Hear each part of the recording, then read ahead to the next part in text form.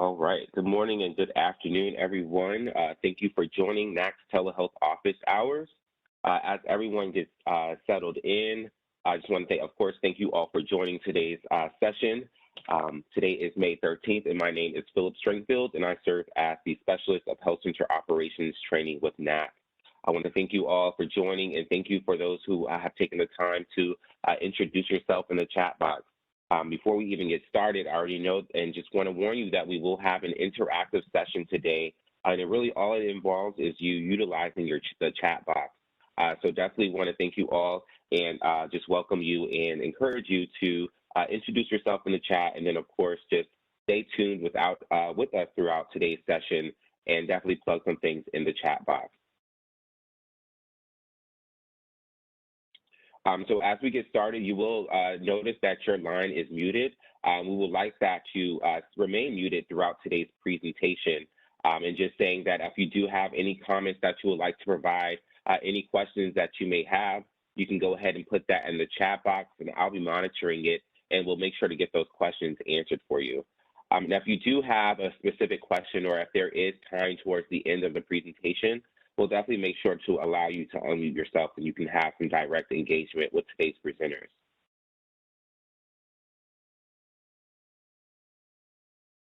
All right, and so I pretty much already went through what we'll be utilizing, and that is the chat box. But if you have any issues accessing it, you should see the chat box on the right side of your screen, and you should see this screenshot here that will be reflective of where you can find it. So like I said, we'll be utilizing this chat box throughout today's presentation. And before we get started, I just wanted to remind you all of our last operations training that we have coming up in just a couple of weeks. It's Elevating Health Center Operations, and it is a virtual training. So if you've been with us through the past couple of trainings, you would have noticed that we have done just about 2 others, Practical Art of Health Center Operations and Cultivating Health Center Operations. So this will be the last one for the year, and being able to really get down on some nitty-gritty of operations and how you can really improve some operations. So I know we'll be talking a lot about telehealth best practices and what's been going on through the past year and the response to recovery to COVID-19. Even be talking about DEI strategy within your organization and really how you can display information and really use dashboards in order to really display your data. So if you do have questions or if you would like to get more information on that, feel free to email me, or you can go ahead and visit nac.org, and you should see this in the training and events calendar. And then I see my colleague Brandon has also just went ahead and put that link in the chat as well for you. So thank you, Brandon. And then just the last shout out for our NAC EHR user groups. So if you are not aware, NAC does host about 5 different EHR user groups: Athena 1, the Athena Flow and Athena Practice, eClinical Works, Greenway Energy, and NextGen Healthcare. And those groups meet on a monthly and quarterly basis. So if you would like to either sign up for one of those or get more information on the user groups and how you can get in, or maybe even serve on a steering committee, you can email me, pstringfield@nac.org, and I'll make sure to point you in the right direction. And with that, let's go ahead and get into today's session. So we'll be looking at accessibility in telehealth, and we're joined by Veronica Williamson and Clarette Yin, who serve with the U.S. Department of Justice, and they'll really be talking about some accessibility considerations in telemedicine under Section 504 of the Rehabilitation Act and the Americans with Disability Act. So I definitely think that this is really timely for what's going on. Everyone is really at a place of really just reassessing their telehealth platforms, their telehealth services, and even diving into providing some additional services. So I think that this is a great way to really better understand if you need to make any type of modifications to your current programs. So with that, I'm going to go ahead and stop sharing from my end and hand the ball over to Clarette to get us started. Great, thank you so much, Philip. I'm going to go ahead and start sharing my screen. See if I can try.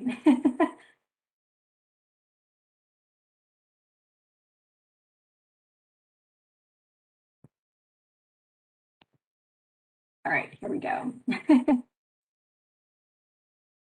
So I just wanted to say good afternoon to everybody. I don't know, I think there may be some folks on the West Coast, so good morning to you as well. My name is Clarette Yen. I'm here with my colleague, Veronica Williamson. As Philip mentioned, we're from the Disability Rights section of the Civil Rights Division at the U.S. Department of Justice. And we really would like to thank Philip and NACHC, first of all, for inviting us to speak with you all today about accessibility in telehealth. With the advent of the COVID-19 pandemic, the use of telehealth has increased significantly in the past year. And by all accounts, this is something that is certainly going to be here to stay. And so we're excited about the opportunity to speak with you all more about how to ensure that your telehealth services are able to be accessible to people with disabilities. And so with that, I wanted to just go over our learning objectives for today. We want to help you understand healthcare providers and organizations' obligations under the Americans with Disabilities Act and Section 504 of the Rehabilitation Act. We also want to help you understand that legal obligations apply regardless of whether services are provided in person or virtually. So my portion of the presentation is really to provide you more of a basic legal overview of the requirements under the ADA in Section 504 that may apply to the provision of telehealth services. So the Americans with Disabilities Act and Section 504 of the Rehabilitation Act are federal civil rights laws that prohibit discrimination against people with disabilities. And in the context of healthcare, non-discrimination on the basis of disability means having equal access to available healthcare services, whether those services are provided in person or through a virtual platform, such as a telemedicine appointment. So who would be someone who is considered to be an individual with a disability and therefore covered by the ADA or Section 504? Well, this would include somebody who is, oops, my apologies. This is how sensitive my mouse is. Somebody with a physical or mental impairment that substantially limits one or more major life activities or substantial bodily functions, a record or past history of such an impairment, or being regarded as having a disability. So the interpretation of disability is actually very broad and really shouldn't require any sort of extensive analysis. And we're going to use the term covered entity a lot during this presentation. That's essentially referring to any entity that has non-discrimination obligations under the ADA and Section 504. But we'll break it down a little bit. So the Department of Justice enforces both Title II and Title III of the ADA. And Title II covers all public entities, including public hospitals, clinics, and medical offices that are operated by state or local governments. Title III, on the other hand, covers public accommodations, and that would include actually privately owned hospitals, clinics, and medical offices as well. Section 504, which is a separate statute, covers all programs and activities that are conducted by federal agencies, as well as programs and activities conducted by entities receiving any federal financial assistance. So it may be possible that your organization could fall under multiple buckets, whether it's under the ADA or Section 504. But in any event, a covered entity's obligations is very similar under both statutes in the healthcare context. So when we're talking about requirements today, whether it's under the ADA or Section 504, they should essentially be the same for purposes of our presentation. So the first requirement that I'm going to talk about is effective communication. And so one way that non-discrimination requirements can play out in the telemedicine context is the requirement that covered entities like hospitals and healthcare providers take appropriate steps to ensure that communications with patients and companions with disabilities are as effective as communications with those without disabilities. So covered entities actually are already required to provide, effective communication for in-person appointments.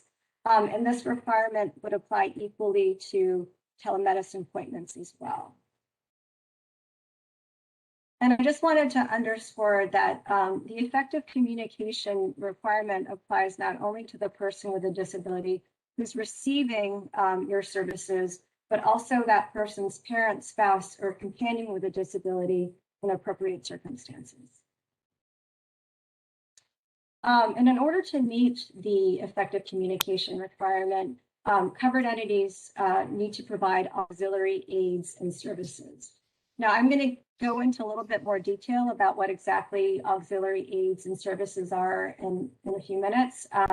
But before I do so, I just want to kind of take a step back and try to give you all a sense of the universe of people with disabilities who are out there and who may require an auxiliary aid or service.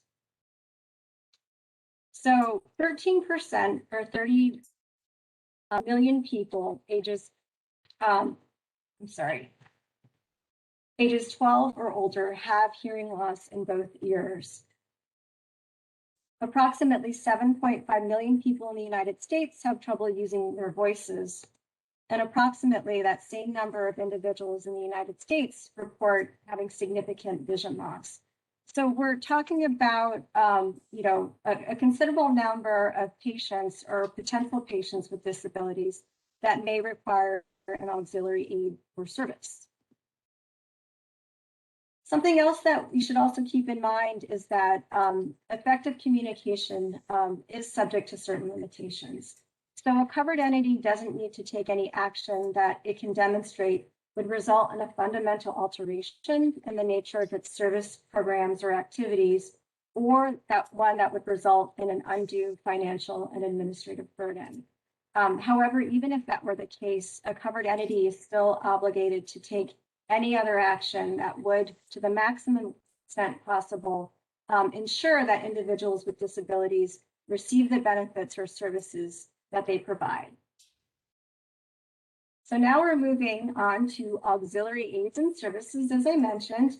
I'm going to talk kind of generally about some examples of auxiliary aids and services, and also more specifically about the types of auxiliary aids and services that would or potentially could be applicable in the telehealth setting, and some considerations to keep in mind. So some examples of auxiliary aids and services for people who are deaf or who have hearing loss. And I'm just going to focus, I know there's a long list of different types of examples here. I'm actually just going to focus on a few that would be the most relevant in the telehealth setting. So the first one would be having a qualified sign language interpreter. And that's somebody who is able to interpret effectively, accurately, and impartially, both receptively and expressively, and using any necessary specialized vocabulary. So in the context of a telemedicine appointment, for instance, you would want the qualified sign language interpreter to have a basic grasp and understanding of medical terminology, obviously. Another example of an auxiliary aid or service would include real-time captioning, or CART. That is when somebody is actually transcribing what's being said at the appointment, and that information is being provided in real time to the person requiring that service. Video remote interpreting is another type of auxiliary aid or service. It's known as VRI. Normally that's provided where a patient and provider would actually be in the same location, but the interpreter would not be there, and so would be joining them by video conference. Obviously, in the telehealth setting, you would have all three parties in different locations. But I do want to point out that the ADA regulations actually has specific requirements relating to performance standards governing VRI that address issues of picture and sound quality and adequacy of training, which I think are instructive for purposes of telehealth as well. So some examples of auxiliary aids and services for people who are blind or have vision loss.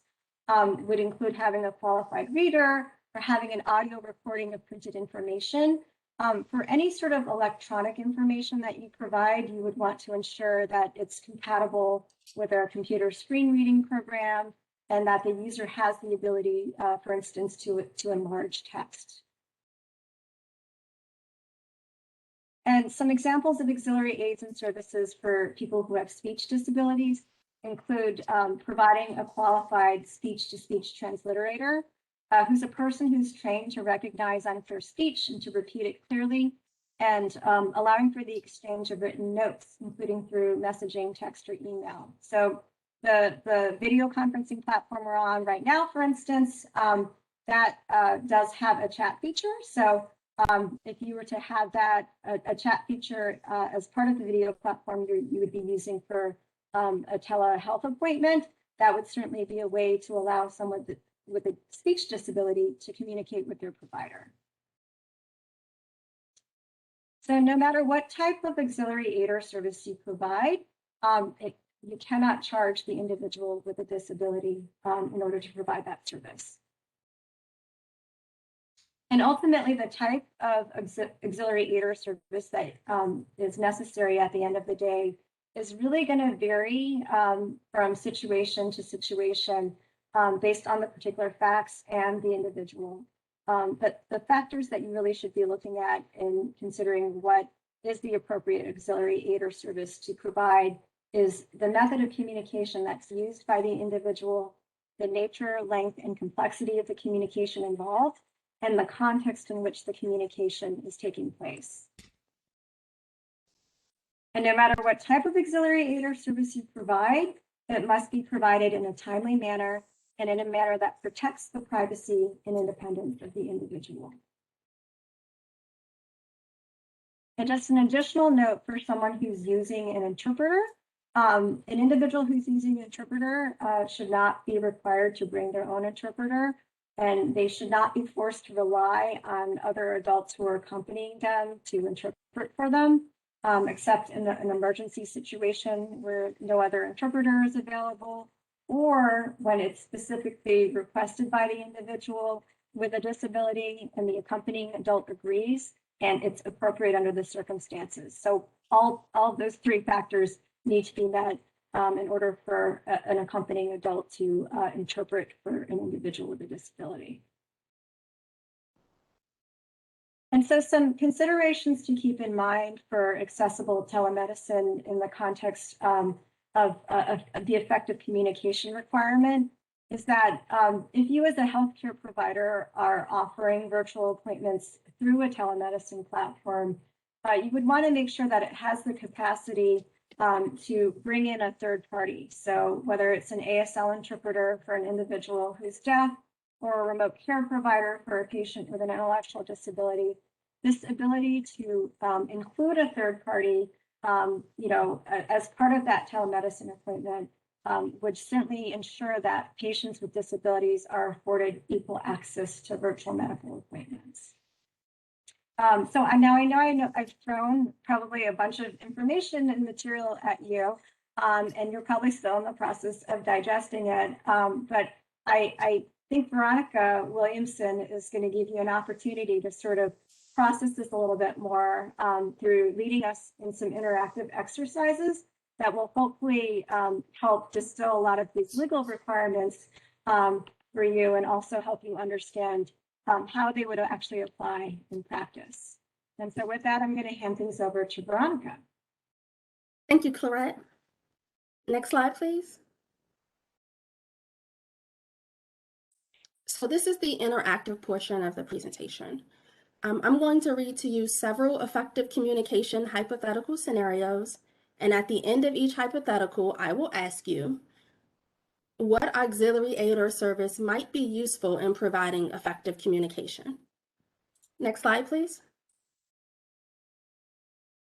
So again, we really would like this portion of the presentation to be interactive. So when prompted, type your answers into the WebEx chat box or raise your hand to answer the question. Next slide, please.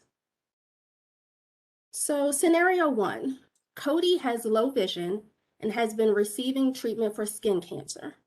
After his most recent visit, his doctor's office made a number of changes to his treatment plan. They posted his treatment plan and his medical file on the electronic health record system, which Cody can access over the web. Next slide, please. What can the doctor's office do to ensure effective communication with Cody? So type your answers in the chat box. What can the doctor's office do to ensure that Cody is provided effective communication?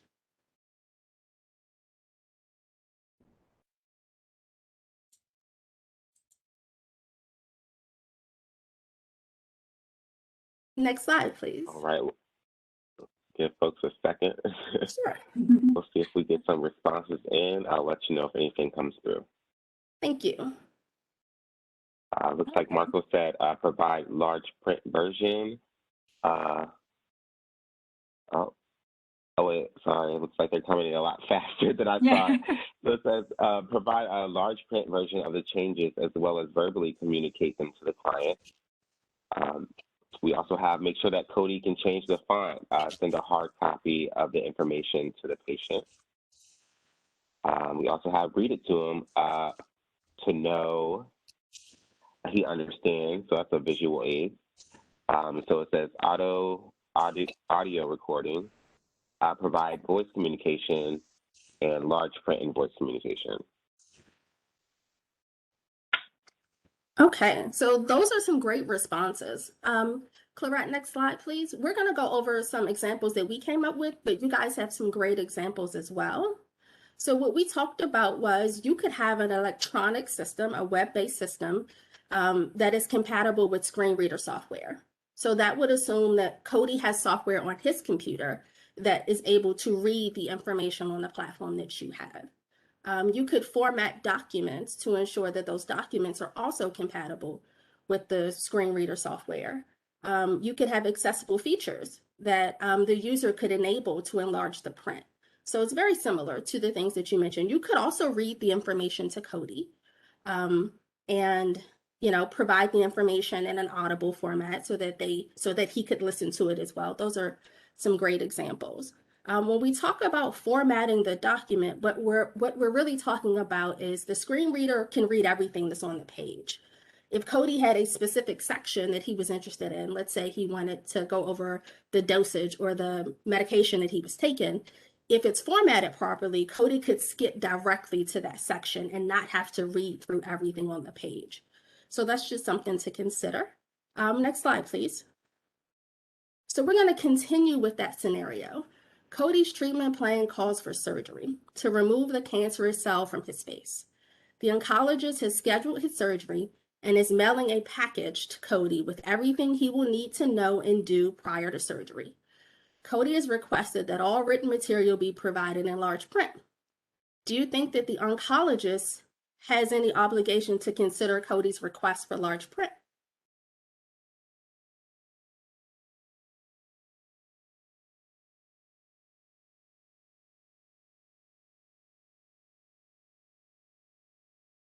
I'm getting a lot of yeses now. Okay, fantastic. So what we want you to consider whenever you're thinking about or choosing an aid or service for Title II entities and for Title II and for entities covered under Title II and Section 504, you are required to give primary consideration to the choice of the person with the disability. And so in doing so, you really should consider a number of things, right? You want to have a conversation with the person that you're providing the service to so that you understand how they communicate, how they understand information. You want to consider the complexity of the information that the person is going to have as well. Other things to consider, right? So should you give primary consideration? Yes. Do you have an option to also provide something that's equally as effective as what they have requested? You do as well. And so that's just a little bit of tidbit. For Title III entities, you are encouraged to consult with the person. So you don't necessarily have to do specifically what they requested for Title III, but you should consult with them. And you should consider how they communicate the complexity of the information and the duration of the service as well. So we have a follow-up question to that follow-up question. What if the request that Cody made was not available? Are there other equally effective options that you could provide for Cody? So if you couldn't provide large print, what could you do that could still ensure that Cody had access to that information?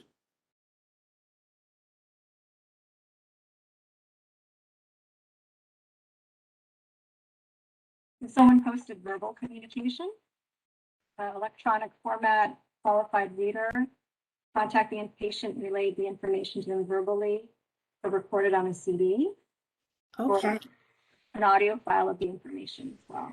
You've got a lot of good ideas here. Yeah, those are all great ideas. You're exactly right. You could provide the information in an audible format where he could listen to it. You can provide it in electronic format where he could enlarge the text so he could read it. You could read it to him as well. You could provide a CD. You could leave a voicemail message. These are all great examples of things that you could do to ensure that Cody has access to the information. Next slide, please. Scenario 2, an elderly woman with dementia has a telemedicine appointment scheduled with her neurologist to discuss the latest results of her MRI and options for treatment. She has designated her daughter, who lives 3 hours away, as her medical power of attorney. Her daughter is deaf and communicates using ASL. Next slide, please. What auxiliary aids or services might be useful in providing effective communication to the daughter so that she can participate in her mother's appointment?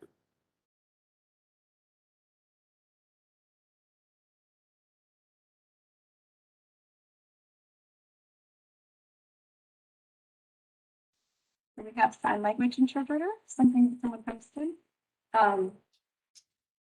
Sending the information ahead of time for her to review, reading it. I'm getting several interpreters and reading material responses. Okay. Next slide, please. So for this example, we said that you could provide a qualified sign language interpreter. And the key here is there are many options you can provide since this is a telemedicine appointment. And we're going to presume that everybody's on video and participating in the appointment, that we want to make sure that the person is able to participate in a way that works for them. Not everybody that uses ASL can also read written English. So it really depends on the patient. That may be a viable option. In this scenario, we're going to focus on the qualified sign language interpreter. And so Clarette mentioned this earlier in the presentation, but it's really important that the interpreter is qualified. And that means that the person is able to interpret effectively, accurately, and impartially, both receptively, meaning that they understand the person with the disability, understand what they are saying, and expressively, that they have the skill to convey the information back to the person with the disability, and that they have the ability to use any necessary specialized vocabulary. And so when we're using a telemedicine platform, we want to make sure that we can reference the video remote interpreting services as far as technical qualifications, right? We want to make sure that the video that the person has access to is clear, that the audio is clear, and that they're able to participate in this way in kind of in real time. So there shouldn't be lag and those kinds of things associated with the service. Next slide, please. Scenario 3, Becky is a college student with dyslexia, which impacts her ability to read, write, and understand written English. She has a telehealth appointment with her allergist via Skype. And although the directions for the appointment were emailed to Becky, she's having difficulties understanding them. Next slide, please. What auxiliary aid or service might be useful in providing effective communication to Becky so that she can understand the directions to her telehealth appointment?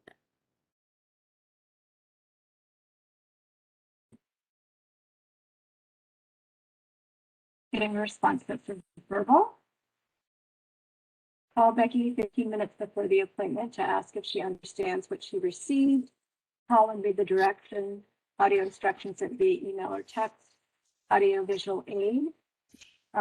Somebody also said they have a staff member provide a reminder call to provide verbal instructions in these situations. Again, some really great answers. Next slide, please. I think you guys had access to the slides. You guys kind of took all my answers. So what you could do is provide step-by-step written instructions with illustrations, right? So she can read it and then she can look at the images to follow along to ensure that she understands what she reads. You can have a video tutorial of how to use the telemedicine platform or the telehealth platform. You could have instructions provided in an audio format. You could absolutely call ahead and read the material to Becky. And so when you're doing these things, right, when you're looking at what may be appropriate for a person with a disability, again, you want to consider the nature, the length, the complexity, and the way that the person would normally communicate and trying to determine what's the best method to provide an auxiliary aid or service. Okay, so this is going to be the end of this portion of the interactive presentation. We want to go over something else and then we'll jump right back into the interactive presentation. So next slide, please. Okay, so what are reasonable modifications? Next slide, please. A covered entity shall make reasonable modifications in policies, practices, or procedures when the modifications are necessary to avoid discrimination on the basis of a disability. Next slide, please. Unless the covered entity can demonstrate that making the modifications would fundamentally alter the nature of the service, program, or activity, or result in an undue financial or administrative burden. Next slide, please. So with that bit of information, we're going to jump back into the interactive exercises. So like before, I'm going to read to you several reasonable modification hypothetical scenarios. So these are all reasonable modification hypothetical scenarios. And then at the end of the hypothetical, I will ask, are there any reasonable modifications a covered entity could make to provide access to patients or clients with disabilities? Next slide, please. Again, you guys are doing a great job. We'd like to hear from you. You can continue to type your answers in the chat box, or you can raise your hand to answer the question. Next slide, please. Annabelle has an intellectual disability, and COVID-19 protocols currently prevent her from leaving her group home to get non-emergency medical care. She will be having her first ever telemedicine appointment with her general practitioner.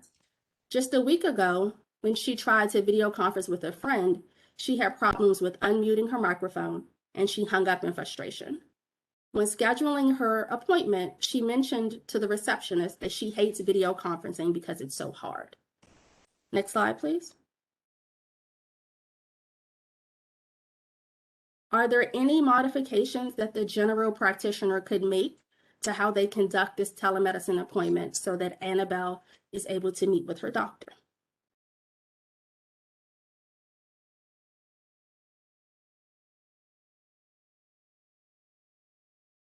Okay, I see an answer in the chat box. So I think that's a great answer. Someone typed to have a staff person provide a reminder call and to provide verbal instructions. Also, call ahead and walk her through the process and test it. And also, depending on the conferencing app, the provider can mute and unmute the patient. And also provide an audio-only appointment if allowable by your insurance. And somebody also posted having a face-to-face appointment as well. Great answers, great answers. All of those are great options. Let's go to the next slide, please. So what we said is that they could modify their procedure to prepare Annabelle for the appointment. And they could do that by having a brief pre-appointment check-in the day before so that they could ensure that Annabelle was familiar with the platform and the features and settings associated with the platform. And so you guys are absolutely correct.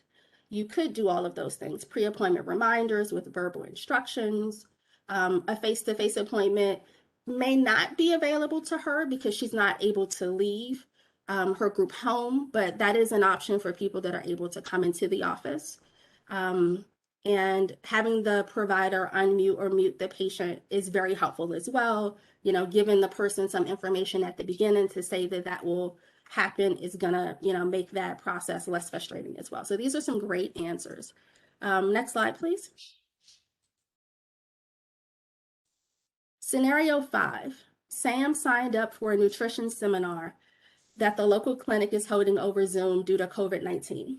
One of the rules of the seminar is that all participants must keep their cameras on during the session.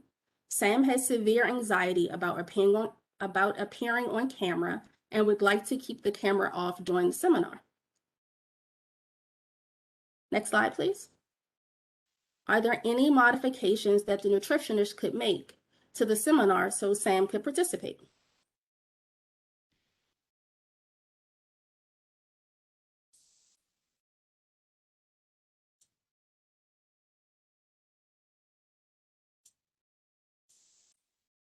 Somebody's posted allow a photo of Sam. It's the patient choice.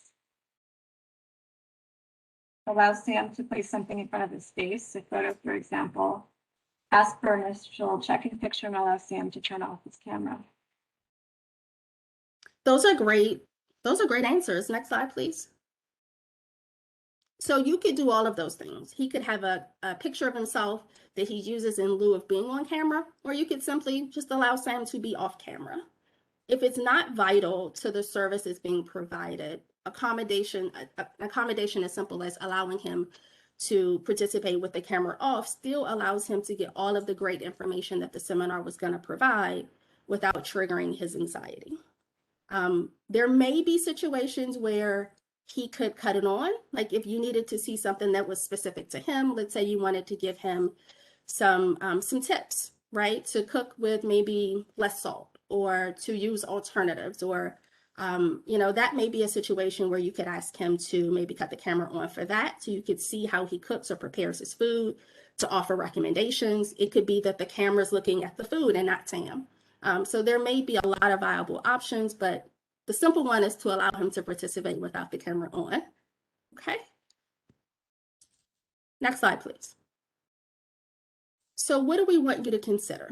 When we want you to consider reasonably modifying your pre-telemedicine appointment practices to allow for additional time, to provide a patient with a visual or intellectual disability that may need extra assistance with the video platform technology. Next slide, please. As you invest in permanent changes to your telemedicine, as you invest in permanent changes included in your telemedicine practice, consider using telemedicine platforms that have the capacity to add a third person, and then consider designating a point of contact for reasonable modification and auxiliary aid and service request. And so what does that mean? That means that your patients or your clients should know who to contact. They need a modification to your policy, or if they need an auxiliary aid or service, they should know who to contact and how much time is needed to give your office in advance so that services could be provided. Next slide, please. So, who to contact if you have questions? Next slide, please. The department's website, which is www.ada.gov, is a great resource for technical assistance materials about the ADA. If you have more questions, the department operates a toll-free ADA information line that you can call at the phone number listed on the slide, which is 1-800-514-0301, which is the voice number, or 1-800-514-0383, which is the TTY number. So when you call that number, you're going to reach an ADA specialist who's available to answer your questions Monday, Tuesday, Wednesday, and Friday from 9:30 a.m. until 12 p.m. and again from 3 p.m. until 5:30 p.m. and then on Thursdays from 2:30 p.m. until 5:30 p.m. Please note that all calls are confidential and providers are not required to self-identify. Next slide, please. So this is our contact information.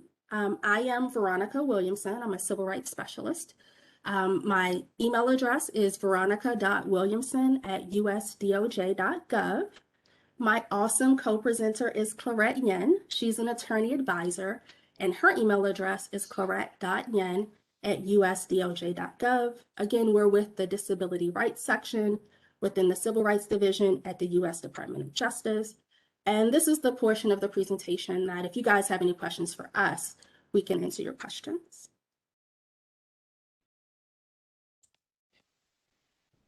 And I certainly know too that as people responding to the chats, there were some questions that popped up. So I'll see if I can scroll back and see. Perfect. I was about to say I do have them if you're not able to. I just want to share my screen really quick.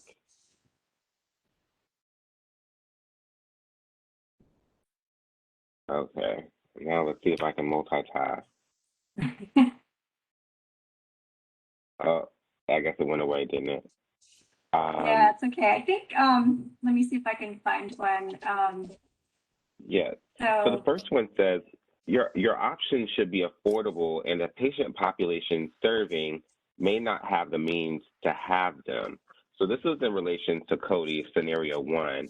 So it says, how can we then help Cody? So I guess this is in relation to if the patient population you're serving is not able to afford the means. So how would you be able to assist Cody?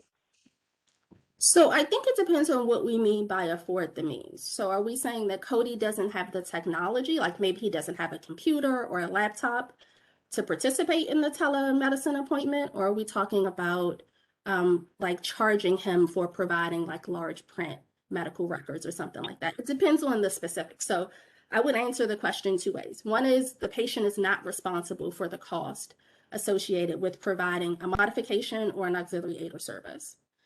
If Cody doesn't have the technology for the telemedicine appointment, I think the question becomes is there some service or program you could connect him to that could give him access to that information? Or you would work with Cody to see if you can conduct his appointment in some other way that may be accessible to him. Clarette, do you have anything to add? Sure. I mean, I guess kind of another angle of it too is, let's say he doesn't have assistive technology, and so being able to access, his electronic health record online may not be a possibility. And yes, maybe in that case, it would make sense to provide another means of communication with him, such as what other people have provided, which is you could, call him and provide, just audible, just read the report to him or provide him with that information that's in there. But a lot of the factors depend on kind of how extensive that information is. And I'm sort of somebody who kind of needs to, there's some people who are very visual, there's some people who have to verbalize everything. And sort of depending on the extent of information that's being provided to them, if it's something that's fairly extensive, it might be a little bit difficult simply just to read it to them. So I think I think that really depends on a lot of factors, but we certainly recognize if Cody in particular is not someone who uses assistive technology and doesn't have a screen reader, for instance, then that might not necessarily be the best route for him, for instance, but there could be another aid or service that could still provide him with access to the information that he needs. Perfect.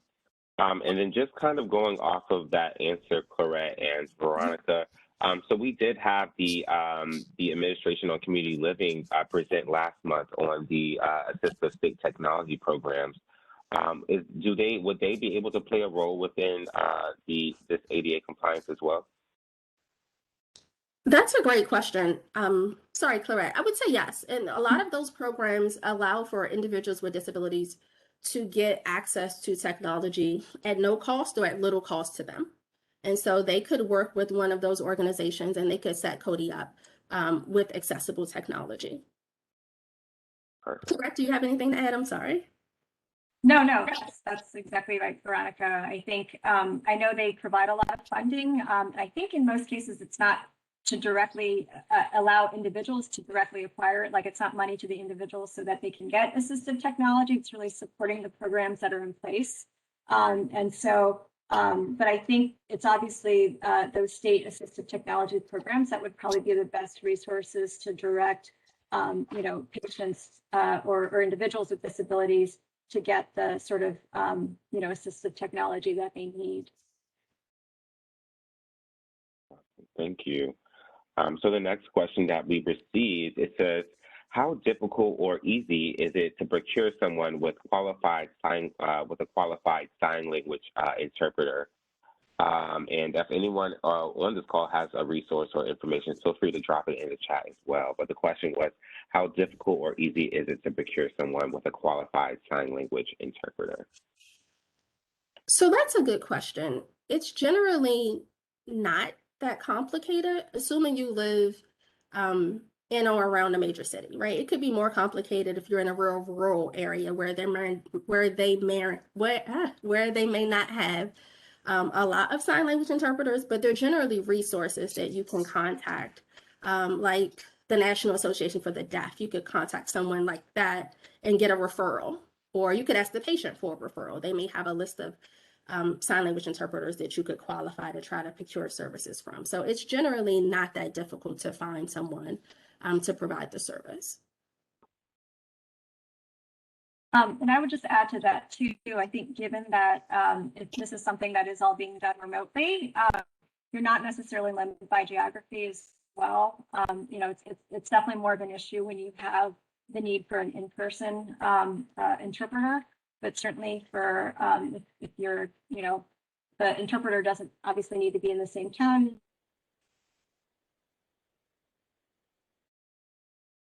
Years away, providers can essentially have interpreters on contract if they need it. So that's just also another consideration as well. That is something to keep in mind there, that it actually helps certainly in the telehealth setting. And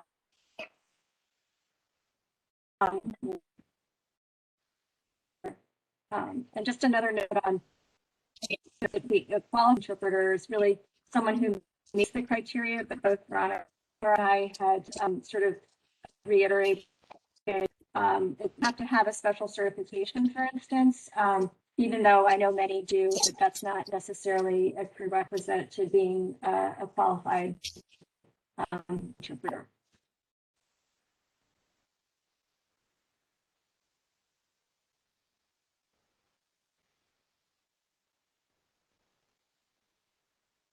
All right, so looks like we have about 2 more questions.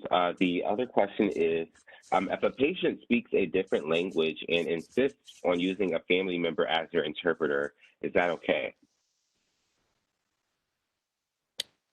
So that's a little different of a question. So not speaking English is not specifically considered a disability. And so the requirements are not specific to the ADA. And so I don't know if Kara, if you wanted to kind of add anything to that. Yeah, that's kind of sort of beyond our jurisdiction there. I mean, I don't really deal with such access issues. So I think the standards on that might be different, but it certainly, we're looking at cases where we're really talking about interpreters to assist somebody with a disability, and not because they, have barriers in language there. So unfortunately, that's not something I think we can really address. I think that's good to understand the difference as well. So thank you for clarifying that. And so the last question that we have here says, this is going back to one of the scenarios. It looks like one of the scenarios with the patient with dementia. It says, for the patient with dementia, will a house call be useful with her daughter present if possible? So I think that you can answer that a couple of different ways. So even if you did a house call and the daughter was present, it does not eliminate the obligation to provide effective communication. So there would still be some obligation on the doctor's office to ensure that the communication that they're providing is accessible. And so that would still require a qualified interpreter or some other effective means of communication to be provided. That obligation doesn't go away because the service is being provided in home or simply because the daughter and the mother are in the same location. There still is an obligation to provide effective communication and some type of auxiliary aid or service. And that might be a Thank you. situation where VRI or video remote interpreting could be something that could be provided, because if if it's an actual sort of house call visit where both the patient and provider are in the same location, and if the daughter is not able to join them in person, she could also join them over the phone, an interpreter could also be provided remotely as well, so that they could all communicate. Like, the interpreter doesn't necessarily have to be in the same room as the patient and the provider, since they're really there to ensure that the daughter is there to understand what's going on.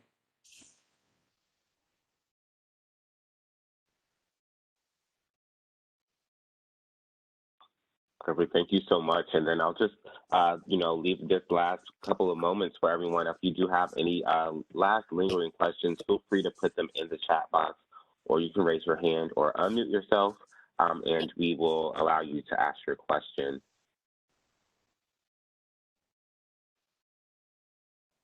Give it just a couple of seconds.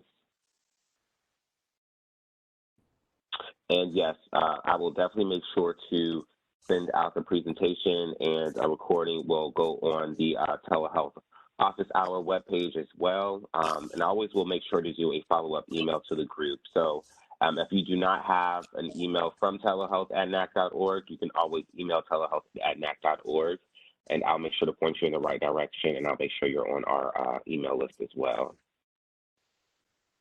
So with that, does not look like we have any other questions.